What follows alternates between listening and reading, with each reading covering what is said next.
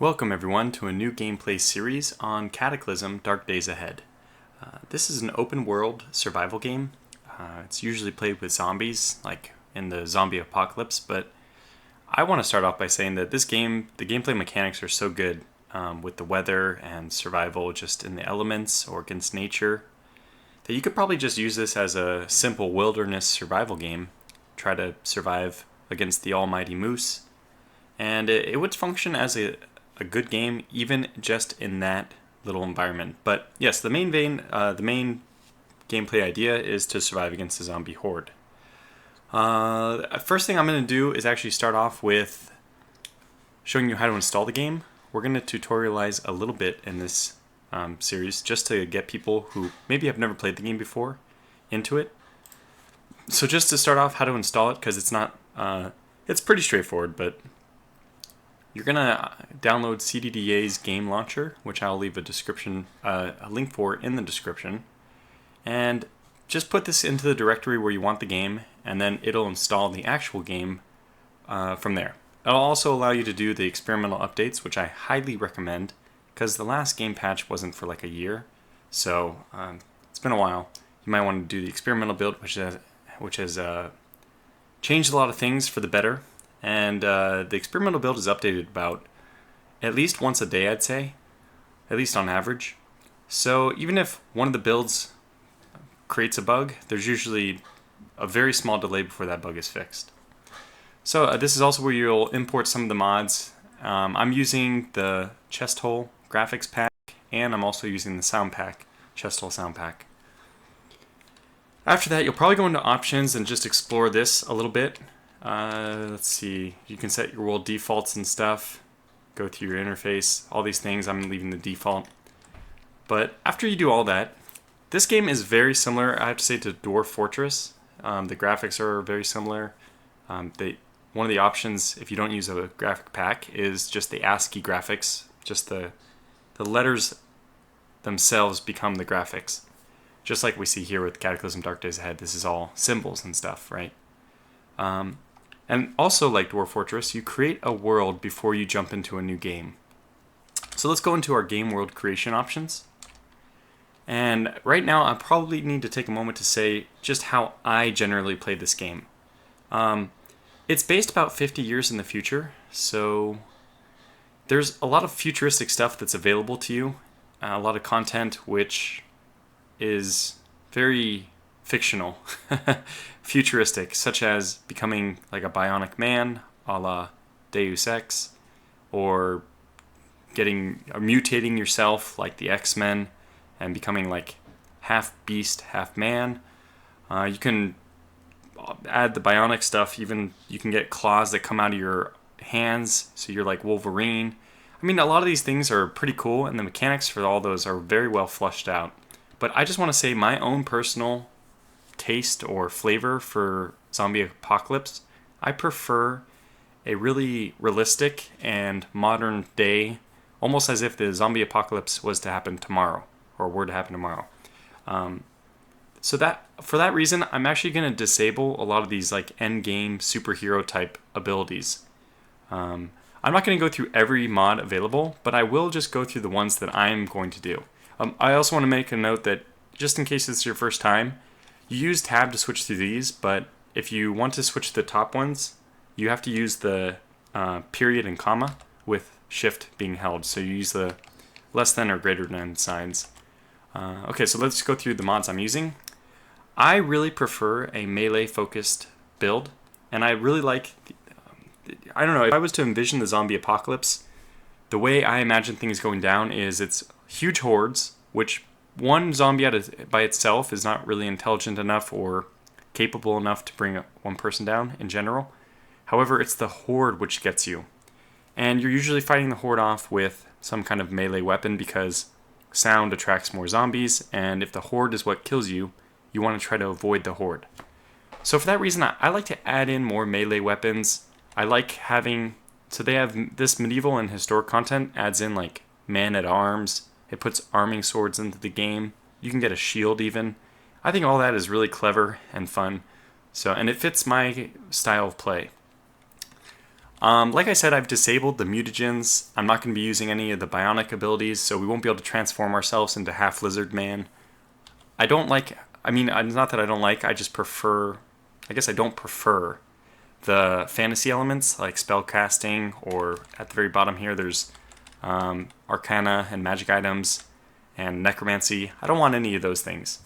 I've also taken away some of the future elements of the game, so energy weapons, some of the fictional guns, and powered armor, which basically makes you like a mechanized, almost like a mech warrior. It's extremely elite armor, it's very good, but I want to play with just simple zombies attacking in a simple manner against me, just an average Joe. For that reason, I'm also going to do mundane zombies. So I've kind of taken away my ability to become Superman. I'm also taking away the super zombies. I think that this is kind of just a balancing point. If I'm taking away all these things, my chances of survival in the end game are much worse because I don't have any of the end game equipment. So I've kind of taken away the zombie end game as well. Because, in my opinion, the way you should die is just by being overwhelmed. This takes away things like the brutes, which are like the Hulk, but zombie form, that just punch you, knock you like 30 feet back. They're fun to have, but they kill you so easily that I'm going to exclude them. Yeah, so that's that. I'm going to prevent zombie revivification, which just means they won't revive. Without this put in place, you have to smash every corpse that you kill. Simplified nutrition, I don't understand the nutrition requirements or whatever well enough, so I'm not going to put that in. And I like being able to gain character stats by advancing skills.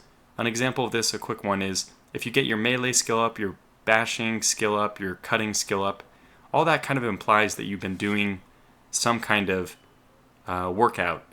And because of, if you do enough of those skill advancements, you may gain a point of strength in your stats, which kind of makes sense in my opinion. You know, if you're working out a whole lot, maybe you're going to increase your personal strength. So not much more I want to say about this stuff. That's just how I choose to set it up, and I don't find it unbalances the game at all. It just makes the focus a little bit more on hordes rather than, otherwise the normal way you'll die is to one particularly powerful zombie.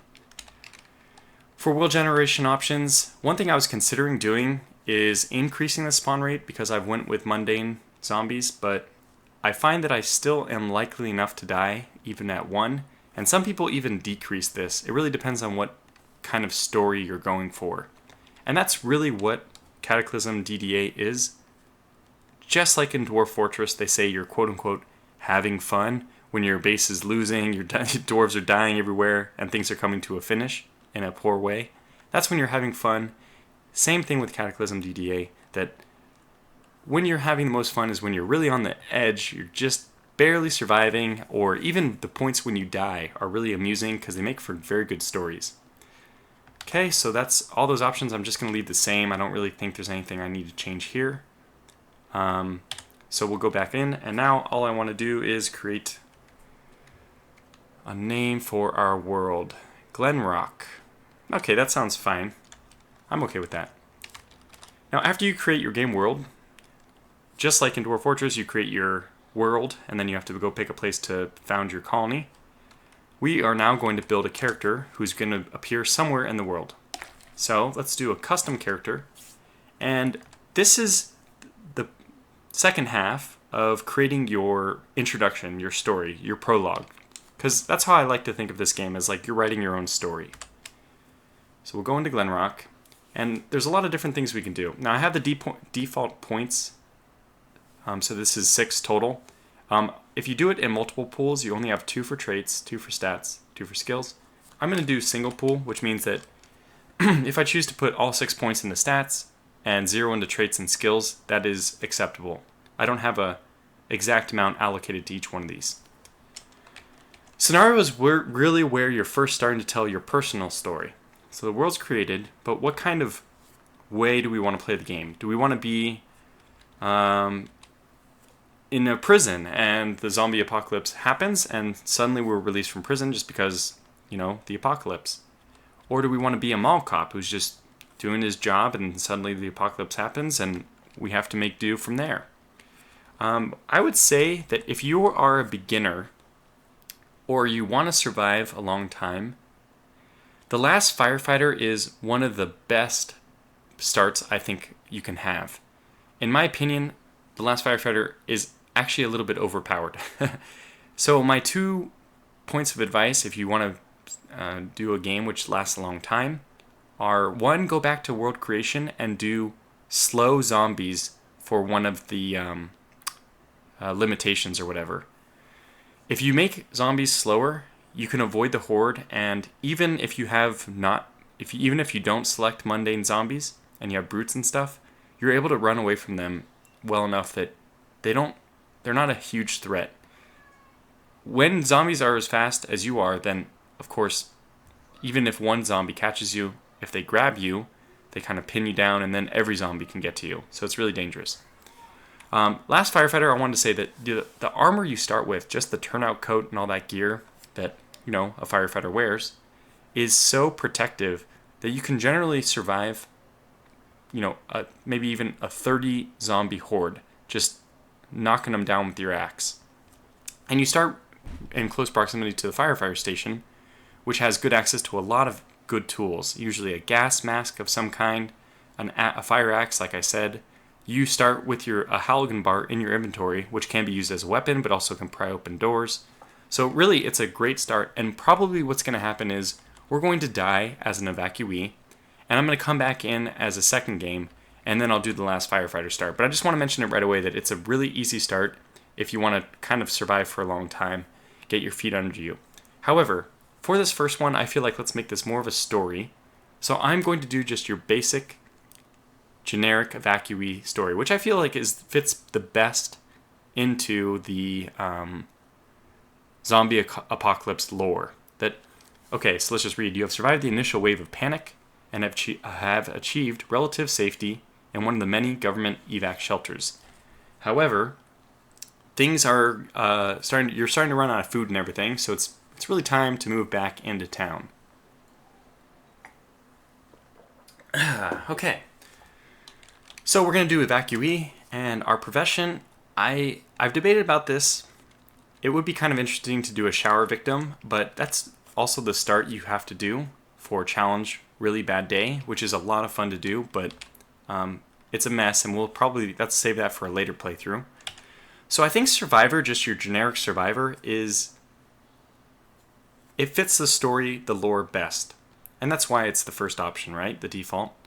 So we are going to be just a normal survivor. Some would say that there's nothing particularly notable about you, but you've survived, and that's more than most could say right now. I really like this. It starts off with really not that great equipment.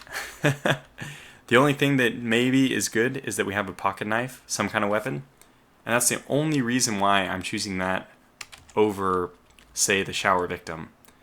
Because the shower victim earns another points for the point pool, but that's because they don't start with anything. So, you have no weapon whatsoever. You're just basically using your fist. Okay, so we'll do the survivor. There's a lot of interesting things in here. You can see that the medieval and historic content has added in some kind of goofy things, like you have... I probably passed a few of them already, but I think blacksmith was already in there. But I know down here we have a scoundrel. I think this one already has, this was already in the game, but they start with a really good weapon, this switchblade. I think that switchblade is a really good weapon. Crossbow hunter, bow hunter, rifle hunter. So down here you can see firefighter normally costs 2 points, but if you do the Last Firefighter scenario, you start as a firefighter for free. Otherwise, I don't know where they are. Maybe they're very far down here. Okay, here we go. Hoplite, Viking. You can see they cost a lot of points because they're very good. You can imagine going into the zombie apocalypse as a warrior from ancient times, and you're actually pretty well set up. But enough about that. We'll just do the survivor. I think if I go up... Yeah, here's the man-at-arms, which I one time sacrificed all my points to be. And I had a lot of fun with it, but anyway. So, survivor, and we're going to save traits for a second. Let me go to stats. Since I'm going to do a melee focused build, I already know exactly the stats I want. I want 14 in strength, 12 in dexterity, and I think in the end I'm going to get 1 for perception. For skills, I want at least 1 in dodging. Now we're at -6 right now, but I'm going to go ahead and take a lot of negative traits. You can see that this is the one difference with the default game options that I've done. I've changed our limit of negative or positive traits that we can take from 12 to 40. So the game kind of wants to restrict you by default to how many additional traits you can take. And I say, hey, if I have the points for it, let me just do it. Let's just make a zany character who just has all kinds of crazy things going on. So I'm going to do addictive personality. We're going to do, which just makes you more addictive to suffer more of an addiction to substances. We're going to do forgetful. I've turned off skill erosion, so this is basically just free points. Normally you have skill rust, which, well, it's the default option, but almost everyone I know turns it off. So skill rust means that if you get up to skill of 7 on something, well, if you wait a few days without using it, maybe that drops down to a skill of 4 or 3. And a lot of people don't like it. If you're going to do it at all, you should do the capped version, which just means you only lose the percentage towards your next skill point. So let's say you're at skill 7 and you're 80% to the next skill. Well, the only thing that'll happen with skill rust capped is you can only go back down to 0% progression to the next one. So you only lose that 80% progression. You don't lose the skill point itself. I think that's good, but we're going to do heavy sleeper. If we're attacked or whatever while we're sleeping, we're not likely to wake up until, well, it's probably too late already. But that's fine. I try to sleep in safe areas anyway. We're going to do lightweight. I feel like this pairs well with having an addictive personality, because if we're going to suffer from addiction by having too much drugs or alcohol, we might as well let the negative effects of these happen for longer, just because we're going to try to avoid them to begin with. I'm going to choose poor hearing. It's only 2 points because it's not that important in this game, and I think that since we have poor hearing, it doesn't really matter if we choose heavy sleeper because we probably aren't waking up anyway. Okay, I'm going to do slow healer, which I find is just nice to eke out another 2 points. We're going to do squeamish, which means we won't be able to wear any of the zombie filthy clothes. I'm going to do strong scent, which means that animals will be able to track us easier. I'm going to do trigger happy, which means that when we're firing an automatic gun, we will sometimes go fully automatic even when I don't want them to, or I just can't help it. I'm also going to do truth teller, which means that basically I can't lie to any of the NPCs, and I don't like to anyway. Maybe it's just one of those things where I have a hard time role-playing a lying character, or at least unless I'm specifically telling myself in my head this character is going to be, like chaotic evil or whatever, to steal a Dungeons and Dragons ranking or whatever alignment there. But if I'm just playing a normal character, I have a hard time. I'm kind of just don't like to be mean to NPCs by my own nature, so I'm going to be doing it that way. Now we have 9 points left because we've gotten -15. We've saved ourselves 15 points by taking all these negative traits. So the things I'm going to choose for my positive traits are all things for immediate combat survival. I'm going to choose fleet-footed, which means we walk or run a little bit faster. This is going to help us if we need to escape, because the zombies otherwise are going to move at the same speed as us. I'm going to choose indefatigable because I'm a melee character, and a lot of times with melee characters, stamina is a huge limitation. We're going to go down to pack mule. I really like carrying a lot of extra stuff, and 40% more volume. This won't matter a whole lot until we get a backpack, because 40% of 10 is, 4, which is pretty much nothing. But when we can get a duffel bag, if I am able to get tailoring up and all these things enough to get a duffel bag, we'll be in really good shape. We'll pretty much be able to carry anything we want. I'm going to go to quick, and that's it. So that takes us perfectly down to 0 points. So you're just generally quick. You get a 10% bonus to action points. We can do everything a little bit quicker, and that's really helpful in combat, in walking, and everything. Well, actually, it doesn't help us in walking, but yeah. So this is our character. You can see that I've already thought this through a little bit. I think this dodge is really going to be important. It's one of the things that is going to help save our lives. I find it's really hard to train up dodge until you get good armor, which is why I think it's so important to take in the beginning. Alright, so we're going to make this Tortuga power. If we die and come back, I'll go through the same thing I did with Project Zomboid. We'll first be Turtle power, and then Tortoise power, and then Testudo power, all the things we can do. So, but for now, take a look. This is what our character is.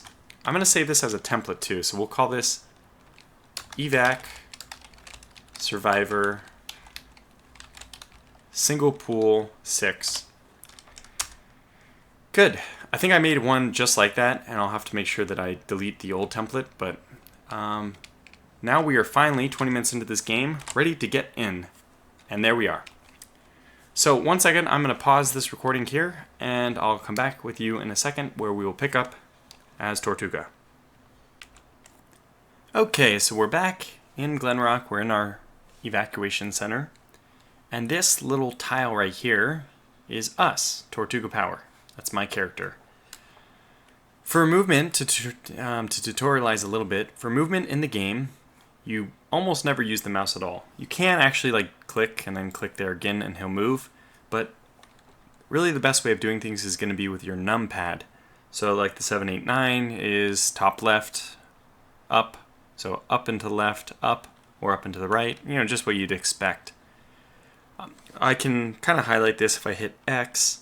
This brings up my examine view, and I can move the cursor around and kind of look at different tiles. So if I look at me, it's just whatever here. But if I go over to this window, it says in the right hand side, window with closed curtains, impassable, smashable. If I go up to the door, it says closed wood door. We can go up to this console. It is a computer console. And here we have some stairs down. So this is a good way of looking around at the world. We have a broken console here. A bench. Oh, it's a counter actually. This is a bench. And we're going to have some lockers up to the top left, which we're going to explore. But the numpad is how you want to move everything around. And I think it's also, if you look at the keyboard, if you're playing on a laptop, for example, it's Y and U, H, J, K, L, and then is it B and N? Yeah. So those are the 8 movement keys if you want to use the keyboard, which is really convenient if you're playing on a laptop, like I said. So that's our examine view, and this is also really helpful. You can see over here it says press, everything is case sensitive, so this is capital V, Shift V, to list items and monsters. Let's go ahead and do that. And there's nothing around, so we can't actually target anything. Well, let's move up, because I'm sure that an NPC has spawned over here. And there it is. Now I can hit X and kind of go over, and we see that this NPC is Dolio, who's wielding a nail bat. Actually, that's a really good weapon for an NPC. Sometimes they have guns, but when they fire them, they draw the ire of every nearby zombie, so that's bad. Anyway, we're going to talk to this guy. So, we're going to hit capital C, so Shift C, and we're going to talk to Dolio. At least we've got shelter. What should we do now? We should probably stay away from those cities, even if there's plenty of useful stuff there. Okay. What can I do? Can I do anything for you? So the NPCs you start with almost always have at least one quest. Usually go kill my mother, who's now a zombie, or go find a medical chart. I'm looking for a specific person. We're going to hit B and see what this person wants to offer us. I just have one job for you. Want to hear about it? Tell me about it. I've lost so many friends. Please find, here it is, a patient list from the regional hospital or doctor's office. I just want to know who still might be out there. I'll do it. Got any advice? I bet you'll run into these things in a hospital. Okay, so yeah, be careful. Sounds good, thanks. Okay, now the big one we want to do is we want to get him to travel with us because he has a nail bat, and 2 people is just better than 1. So I'm gonna hit D, but chances are he won't. Okay, so our best bet is to pick the highest persuasion option. We are doing him a favor, and once we do him this favor of getting him the list, I'm almost positive one of the options will have a 100% persuade chance. However, the roll of the dice is not looking good. I'm going to say we're friends, aren't we? C, but There's only a quarter chance he'll accept. Oh, wow. So we got very lucky. He said, you got it. I'm with you. Awesome. Okay, so now we have a whole different thing. We can actually even try to persuade him to teach me something, which, you know, I would actually like him to do. Let's see if he goes for that. I'd prefer to keep that to myself. Okay, so he doesn't want to teach us anything right now. We can try that option again in another day or so. So let's just do let's go. So that numpad is for movement. X is to kind of examine different things around you. If you want to pick up something, you have to move right next to it, which makes sense. Let's go over to these lockers right here. Up, up, up. And now the contents were hidden until we got right up to them. If I want to see what's in them, I can now hit X and go up and it shows me. However, I can't pick them up from this menu. If I do the capital V, it now shows me. We're now doing a list every item by me. So if there was items over here, I mean, we'll see this in the future, but it would list every item and we could just cycle through all of them with the up, down arrow keys. If I want to pick up any item, whoops, that is because my mouse, I don't ever use my mouse when I'm playing normally, but just to show you guys some things. So let's hit escape to get out of the examine mode, and let's go to, well, sorry, that was the explore, or I don't know, look around mode, X. Now let's go to actually examine mode, which is lowercase e. And I hit up, and now it's showing me we can actually pick up these things because it's right next to us. So you can examine the hexes directly around you, or even the hex you're in. I could, if I wanted, pick up either of these things. However, I actually don't want to. None of these things are really interesting to me right now. So I know I've explored these 3 lockers, but we're going to move one to the left. And it looks like if we examine to the top left, that locker is empty. One last place we want to go before we head out of here is, let's go down, which is shift period. And this is the basement. If we had some kind of light source, that would be better, but you can usually walk around the perimeter of the bottom. And now I'm going to go left one time, and one more time, and now I'm going to go down. So we're just going to snake left, left, and now go up. We're going to snake through the little basement here. Left, left, down. Okay, left, left, up. Okay, so here we see that I have passed shorts. If I hit E and go 5 to examine the hex I'm on, it says shorts. Well, I have to say, considering the weather, it's pretty chilly. Shorts are not going to be very useful for us. We're going to hit escape and leave that here. Okay, let's keep going up. Nothing, left, left, and we're at the end of the wall, so now we'll just go down to the bottom left corner. So the basement had pretty much jack all for us. Now I'm going to hit shift comma to go back up. Those are just using the less than and greater than symbols. And another thing we're going to want to do is hit M to check the map. Now this is the greater world map. You can see that our little @ sign here shows that that's us, the white @ sign. @ signs otherwise are going to indicate NPCs. So we can see that there's an NPC Dolio here. They would be a green @ sign, but because my cursor takes precedence, we only see the white one for me. And we also see that there's an evac shelter in this hex. Well, I mean, not in this hex, in this tile. And that makes sense because that's where we are. Again, you're going to use the numpad to explore. I want to see what we have over here, these white ends. Looks like we have a religious cemetery, and here is a road. It looks pretty hard to get over there. We'd have to either swim through the river, and we don't have any swimming skills, so that could be dangerous, or we'll have to walk all the way up over the top here. I can't wait to explore this area. We have a pink tea here. Let's find out what that is. A Triffid Grove. Well, let me just tell you, Triffids are not something we want to trifle with, but maybe if we are able to get some weapons, we might wander up that way. Triffids are pretty dangerous, though, so we might just avoid those altogether. We have some swamp here, which is the turquoise F. Otherwise, the green F is forest. And you'll start seeing the map. I mean, they do a very good job of representing it with the colors and the letters as it is. But you're going to start seeing the world map through the letters. And this is exactly what happens if you play in the ASCII version, that the entire map is this way. Like we have a tile set. If I hit escape, all this is tiles, right? We don't have ASCII characters here. But the same way this map is generated, you can also play that way in the normal game map. So I'd probably call this the strategic map, and this is our tactical view. Just because with my war game experience, that's probably how I would differentiate between the two. So our plan, excuse me, is going to be go to a hospital or a doctor's office to see if we can recover a patient list. Another huge priority for me, and one of the reasons, and this just comes from my playing the last firefighter scenario, is I would really like to find a firehouse, because there's a lot of good stuff in those. So let's just kind of look around. I'm just babbling. Let's just take a look at what should our priorities be. Now, mind you, the deeper into town we get, the more zombies we're likely to face. And right now we only have our pocket knife, which is not a very good melee weapon.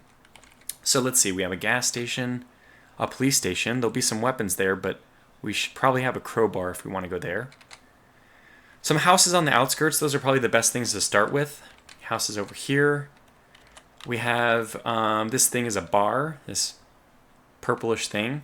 The J is a jewelry store. We have these green V's are houses, and the arrow points in the direction you're supposed to enter from. We have a coffee shop. That probably won't have very much for us. A pizza parlor. Certainly we'll have some food if we need it. Oh, a military surplus store. That is going to be a high priority for us. One, it should have a weapon, a melee weapon we can use. And two, it might even have some guns. Now, I'm against using guns very often, but it's always nice to have them in an emergency situation, or for an emergency situation. A clothing store, that could be very helpful because our jeans are not going to cut it.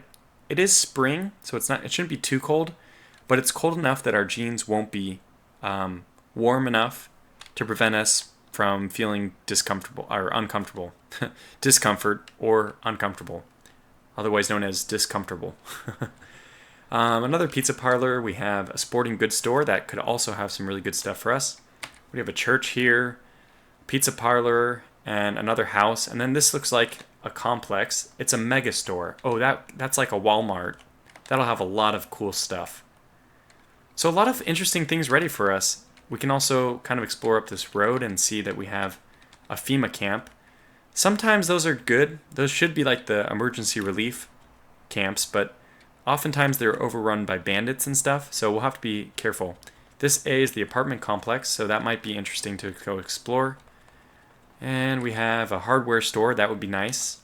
A veterinarian clinic, that just may have the manuscript we're looking for.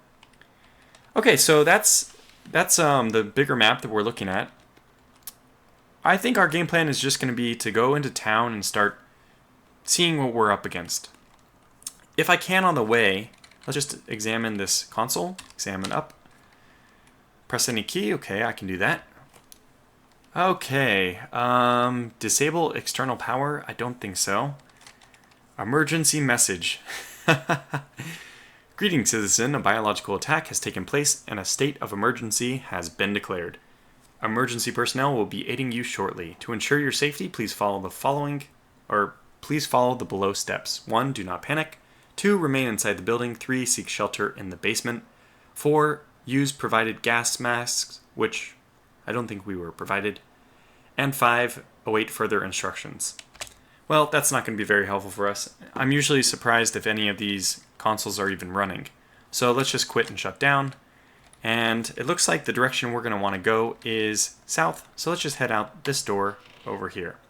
When you want to open doors, you can hit open and press in the direction.